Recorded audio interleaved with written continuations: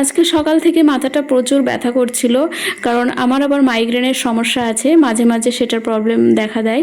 তো আমি চেয়ারে বসেছিলাম, তো আমার বড় মেয়েটা বলছে, মাম্মি কি হয়েছে তোমার? তো আমি ওকে বললাম, তো ও বলছে, মাম্মি ঠিক আছে আমি আজকে রান্না করছি। তো আমি দেখো এখানে সবজি কেটে দিয়েছি, এখানে ভেন্ডি লম্বা করে মানে কেটে ভাজলে ও খায় ভালো, তো সেটা কেটে রেখেছি। আর হচ্ছে চিকেন রান্না হবে, তো ও খুব এক্সাইটেড, ও চ্যাট জিপিটির সাহায্য নিয়ে কিন্তু চিকেন রান্না করে, মানে আমার কাছেও জিজ্ঞেস করে না, একটু ডিফারেন্ট রাঁধতে চাই আর কি।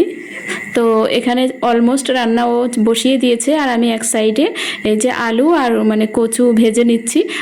আর হচ্ছে আজকেই প্রথম আমি কচু আর হচ্ছে মানে চিকেন আর একটা আলু একসঙ্গে রান্না মানে খাবো আর কি, রান্না করব বলাটাও ঠিক হবে না, কারণ আমার মেয়ে রান্না করছে। আর আজকে হচ্ছে আগস্টের 3 তারিখ, আর আজকে আমার ছোট মেয়ের জন্মদিন। তো তার জন্য একটা ছোট্ট কেক আনা হয়েছিল, তো যেটাতে সেলিব্রেট করবে। অ্যাকচুয়ালি বার্থডে সেলিব্রেট হিসেবে বলা চলে না, কারণ আমার ছেলের অনেক দিন থেকেই ইচ্ছে হচ্ছিল কেক খাবে। তো মাঝে আমি একদিন কি করেছিলাম, পেস্ট্রি নিয়ে এসে দিয়েছিলাম, কিন্তু ওটাতে ওর মন ভরেনি। ও বলছিল মাম্মি বড় কেক হবে আর হ্যাপি বার্থডে হবে।